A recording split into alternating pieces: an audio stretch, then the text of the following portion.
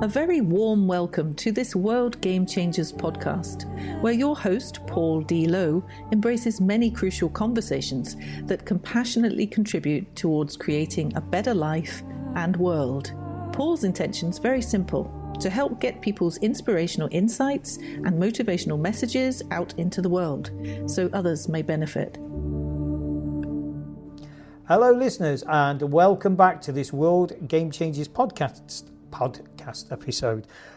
Today I'm joined by a returning guest, Andrew Batt, who, as I mentioned in the previous episode, is also, I'm very pleased to say, honoured to say, is a director of World Game Changers. Welcome back, Andrew. Thanks, it's great to be back again. So listeners, you may recall we were speaking about wealth, and more specifically, wealth in today's world. And in the previous episode, Andrew was coming at it from a more monetary perspective with the NFTs and that kind of thing, cryptos. But I want to take this now, Andrew, to a more, I don't know what the appropriate word is, softer side, human side, person-centered, heart-centered, and put wealth in that context. Any thoughts around that very broad intro? Yeah, I actually, when people talk to me about wealth, there's an awful lot of people just immediately assign monetary value to things. And again, we discussed that a little bit in the last podcast. But it's not widely known, although I am starting to make it more widely known, that I am a dyslexic thinker. So I suffer from dyslexia. And one of the... well, I say suffer, I don't. I actually think it's a bit of a superpower because it gives me the opportunity to think differently. And by default, I do anyway. So when someone talks to me about wealth, I don't immediately start thinking, money, big houses, cars, holidays. I actually start to think what people can bring, the wealth that people can bring to the table. So whether that's a wealth of knowledge, whether that's a wealth of experience, whether that's a wealth of expertise, or maybe a wealth of contacts because they've got a great network. I start looking at it all at a very different angle. And that's one of the reasons why I kind of partner up with people when I go into working. So I've got a number of different partners that I work with, and part of the draw of me for them is that because I think differently, they'll be thinking down a straight line, and I'll swing in straight around the side of them, or I'll be about 4 steps ahead of them in the front of the roads, just giving them a little wave and going, come on guys, I just got here a little bit quicker because I know a shortcut, because I have to create shortcuts because of that dyslexic thinking. So it gives me a bit of a kind of slightly different kind of angle that I come at things with, really. There was a really abstract thought that went through my mind there, and this is abstract in the extreme, listeners, I believe. So when Andrew and I meet up in the UK, he bestows upon me a nice gift in the form of a packet of chocolate biscuits. Now, to some would say, well, yeah, what's special about that? You can go to the supermarket, maybe a couple of pounds, but it's that kind of, I cannot explain what that's, I mean, they're very delicious, so I suppose I can explain it, but the gesture of a simple packet of biscuits, monetary value, I don't know, £2, £3, £5, whatever it is, irrelevant, but what it actually means. For me, Andrew, that's true wealth, isn't it, in an emotional sense? Yeah, because again, that's my way of thinking, is that there was a bit of an ongoing joke between you and some other friends about this particular brand of biscuits. Obviously, I won't mention it because there are other brands available, but I just picked up on that, and I thought, you know what, I do have a bit of a cheeky sense of humour, and I like to make people smile. I like to make people laugh, and again, I try and bring that into my work life as well, and surrounding wealth. But there's a lot of people that are very stuffy in the world, and unfortunately, when I was younger, I learned very early on that life is very short. So one of my mantras is that I live every day like it's my last. So as long as I make someone happy, make someone laugh, help someone out somewhere along the way each day, then I know that I've done well that day as a person. So, and that expands my wealth. Let's put this context of wealth, Andrew, into a really focused World Game Changers perspective, because we're talking about people here, we're talking about changing the world. You know, we spoke previously, yes, around the more financial, the more quantitative side, but let's flip that over to the more qualitative side, you know, because the greatest resource in the world is people, isn't it? You know. Yeah, 100%. We're our own worst enemies in the world, but we're also the best resource to rectify the problems that we create. So I mean, obviously, you know this, but for the benefit of the listeners, within World Game Changers, I'm very big on looking after the environment, which sounds a bit ridiculous because anyone that knows me knows that I'm a bit of a petrol head and I love cars, which historically have been bad for the environment and are bad for the environment. But there are other ways of getting around that and trying to be a bit more responsible with how and when we drive, where we drive to and from. Is it a necessary journey? But there's, within the World Game Changer specifically, part of what we're all trying to do is empower younger people and give them a platform to air their voices as well. Because, like you and I have discussed before, we're only on this life for so long, on this planet for so long, and what you and I think is good for the planet, 2 or 3 generations younger than us might not have the same views.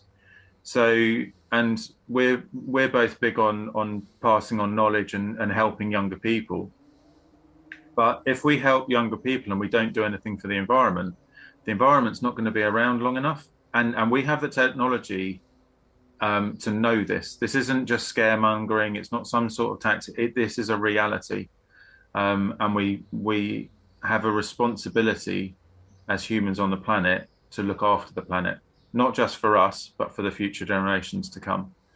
Now, there's an awful lot of people that are doing this in very small pockets and they're their own little communities. And this is what I absolutely love about World Game Changers, is that we are based all over the world, over the whole globe, and we are trying to facilitate raising awareness for all of these projects and helping to fund them as well. So, you know, again, I've talked to you about this personally, where I love helping people. It's part of my skill set. It's part of what I'm good at as a person. And but I've only ever been able to help one person at a time, and that's never been enough for me. I've wanted to help lots of people. I don't even need to meet some of the people that I will have an impact on in my life and help out. I don't mind not meeting them. Just the fact that I know that I'm doing that, that makes me happy. And it's not an ego thing, because although we all have an ego, I did a lot of things for my ego when I was younger, and it got me in a lot of trouble. So I learned very quickly, actually, I need to park my ego. So yes, you know, there is that feel good factor when you do things to help people out, but that's not what drives me to do it. It's just a pleasant byproduct, if that makes sense. So as we approach a monumental 500 episode, Andrew, in fact, it follows on from this episode. This episode wears the badge of 499. So it precedes simple maths, logical maths exercise there, listeners. It precedes 500. Tell us about that, Andrew, from, you know, okay, I was going to say a wealth perspective. Let's just take it that wealth is actually what we're talking about here. We're talking about making people wealthy in their lives, not necessarily financial, although through our legs, our life enhancing goals, there's 1 or 2 interesting initiatives that's being born. So, but tell us, Andrew, what that means to you, or what your thoughts and perceptions are around, you know, as we approach that 500th episode, and just anything at all really in terms of, you know, helping humanity to love life more, which is the purpose of WGC. Yeah, so I guess the wealth for me in the 499 episodes is is actually the wealth of every single person that's been on the podcast, as well as actually you as the podcast host. So, I mean, and there must be thousands of years worth of experience just in these 499 episodes. You know, I got told as a kid you should always respect your elders. I've always learned from people that are older than me, because as far as I'm concerned, they've been on the planet longer. So therefore, 9 times out of 10 by default, they've got more experience than me, or they've got different experience to me. So either way, I'm going to learn something. And I'm very fortunate. I'm quite a prolific networker, both, you know, work and socially, because I love meeting people and I love learning from them and from their experiences, from their perceptions, from mistakes they've made and things that they wish they'd done but they didn't. You know, I spent and actually on this thread of wealth, I spent over 10 years traveling with wealthy clients, and there was always one thread that came back, and they all of them that had kids, they said, I started having kids and I was so hell-bent on expanding my wealth and the family wealth in all aspects that they forgot the one thing that they were doing it for, their kids. And they said they blink and they're at their university graduation, and they go, oh, what? 23 years just blinks past, and they've got all the things that they want, but they've missed out on the one thing. That was number one. The second thing, when I lived in the French Alps, I had a lot of people that were 10 years older than me saying, do this for as long as you can, because I wish I'd done this. And I went straight into a job. I got married. I had kids. I've got all that kind of, you know, 2.4 children set up, and they might have to wait until they're retired to be able to do what I was doing. And I was skiing or snowboarding 7 days a week. But the trouble with when you wait till you're in your 70s or 80s to do that, your body's not at the same level of fitness and doesn't have the same capacity to repair itself as quickly. So a bit of a tangent, but yeah, going back to the actual podcast side of things, it's just, you've got so many different people from different backgrounds, different nationalities, living in different parts of the world that have grown up in different cultures and then gone to live in different areas of the world, and then being exposed to those cultures. The variety of guests, the insane amount of information that's being shared, and knowledge and experience and expertise. I haven't listened to all the podcasts, and I know that I'm on a couple, or a few now, but the podcast is in my list, so I'm just going to have to keep chipping away until I've got through them all, because I do want to listen to every single one of them, because I'm so fascinated by everyone else that's been on them. I suppose that's a bit like painting the fourth bridge though, Andrew, isn't it? By the time you've caught up, there's going to be another bridge built. Yeah, but that's the great thing about learning, right? And again, for me personally, I don't ever want to stop learning, because I also think that learning and growth go very much hand in hand, and I believe that we should continue to grow until we're no longer here. And the only way to continue that growth is through learning, through training, and through constant change. So I don't ever, it would be nice to be having the same conversation if you could put me in for the 4,999 episode, I'd like to take that slot, just because it'd be nice to have the same conversation and see where we are then. Yeah, absolutely. I'll probably be about 23 years of age then, but I'll put it in the diary. Okay, Andrew, listen, it's been brilliant. It's, sometimes I think, under this broad banner of wealth, listeners, there's so many things that we can talk about, the richness of life. And, this for me is great. We talk about these episodes of podcasts, but to be given that opportunity to learn from others. No coincidence that learning is one of the 5 values of World Game Changers. Life, learning, loving, legacy and loyalty, the latter to thine own self be true. So let's bring it to a close there, Andrew, because we could go on and on. We could create another 499 just out of our conversations, you and I alone.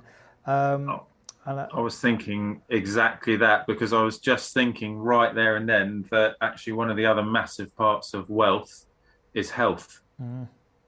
And then I started to think we could definitely go on more about that as well. Yeah. But it's worth people thinking about. Their health is, you can't be wealthy without being healthy. Hold that thought. There's an episode in there. And at that point, Andrew, I want to sign off by just inviting you in to share your contact details and how people can reach out and get in touch with you. Yeah, the easiest and quickest way is either through social media. Just type in my name and it should come up. And you'll see that I'm associated with World Game Changers, because I'm very honoured and privileged to sit on the board of directors. Or if you'd like to visit my website, it's andrewbatt.com, and you can see a bit more about what I'm about and what I'm involved in. So feel free to reach out. Superb. Thank you, Andrew. And on this episode that basically signs off 499 episodes, listeners, before that landmark 500 follows on its tails. The approach is the same. The consistency, the simplicity is the same. And it's for me to sign off by saying, remember, the world's changing. How will you respond?